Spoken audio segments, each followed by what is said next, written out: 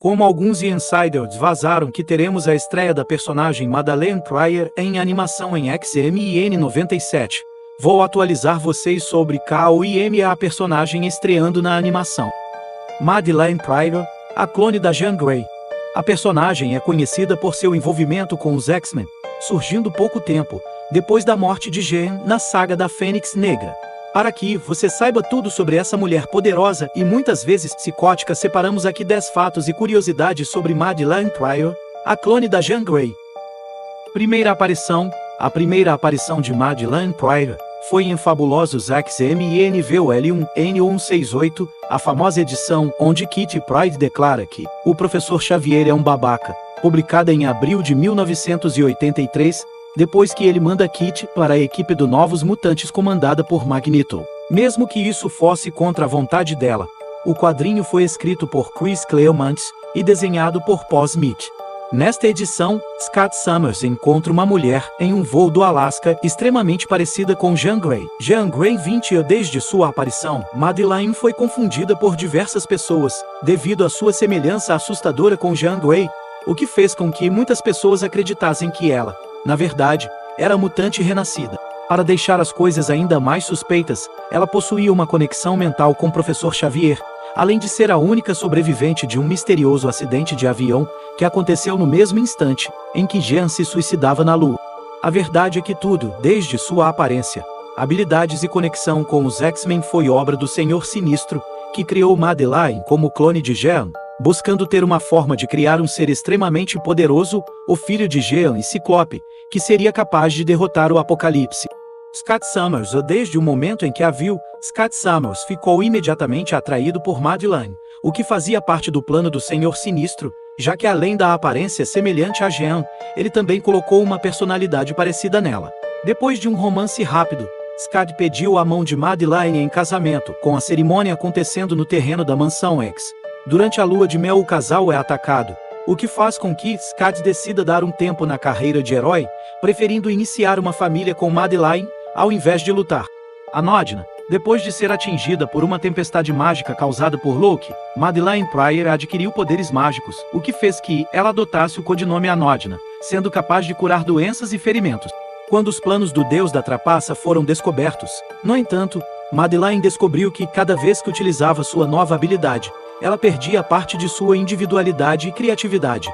Depois de ser obrigado pelos X-Men, Loki cancelou seu encantamento, o que fez com que todas as curas estabelecidas por Anodina fossem revogadas, incluindo a necessidade de Scott de utilizar seus óculos especiais para controlar seus poderes. Pouco tempo após dessa mudança, Madeleine anunciou que estava grávida. Cabe mesmo com Madeleine grávida, Scott decidiu voltar para os X-Men, deixando a moça na mansão sempre que uma nova missão surgia. A consequência disso foi Madeleine sentindo seu marido se afastar dela, dando mais atenção ao trabalho do que para ela. Em uma das missões dos mutantes, ela deu à luz ao seu filho, Nathan Christopher Charlotte Summers, sozinha na cozinha da mansão, criança essa que logo seria conhecida como Cable. Depois do nascimento de seu filho, Ciclope batalhou com Tempestade pela liderança dos X-Men, mas acabou perdendo a disputa depois que Madeleine, pela primeira vez, utilizou seus poderes mutantes para manipular o resultado.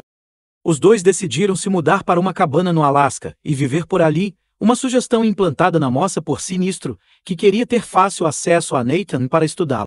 Abandonada pouco tempo depois de se mudarem para o Alasca, Scott passou a parar pouco em casa, deixando Madeleine sozinha por vários momentos, sempre deixando claro que sentia falta de Jean. Quando a verdadeira Jean Grey foi encontrada viva, não demorou muito para Scott abandonar sua esposa e seu filho, para partir com Jean e fundar o X-Factor em Nova York. Como se isso não fosse sofrimento o bastante, Madeleine foi contratada para voar um avião para São Francisco, levando o pequeno Nathan com ela, apenas para ser atacada pelos capangas de Sinistro, que queria eliminá-la antes que a verdade viesse à tona.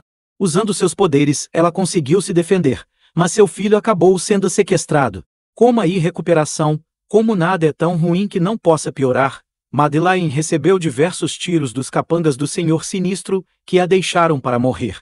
Quando foi levada para um hospital, ela foi registrada como desconhecida, sendo cuidada pelos médicos, mesmo que eles a considerassem um caso perdido.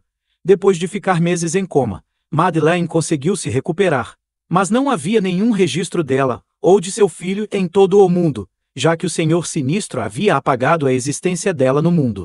Entrando em contato com os X-Men, eles a defenderam de um novo ataque das forças do vilão, logo após Madeline brigar com Scott por seu abandono.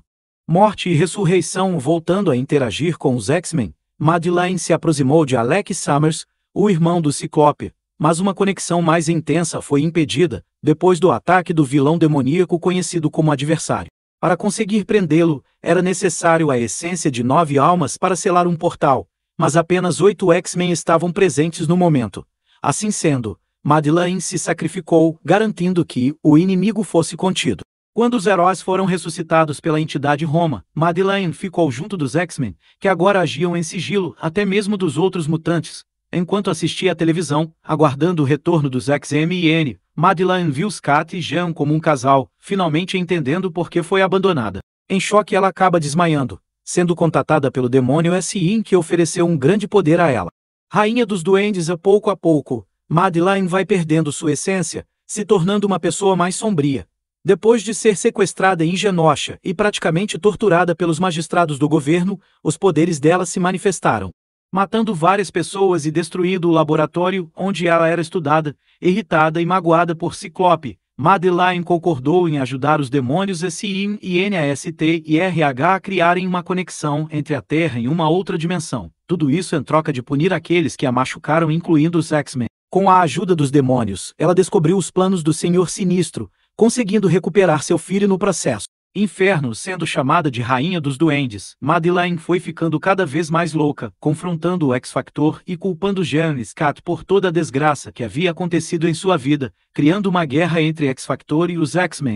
Algum tempo depois, a Rainha dos Duendes tentou sacrificar seu filho e mais 9 bebês mutantes para finalizar o trabalho dos demônios e manter um portal entre a Terra e o Limbo permanentemente abertos.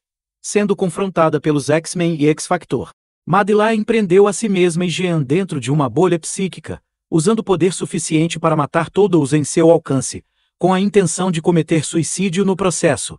Jean e seus amigos conseguem se salvar, mas a vilã morre, tendo parte de suas memórias fundidas com Grey.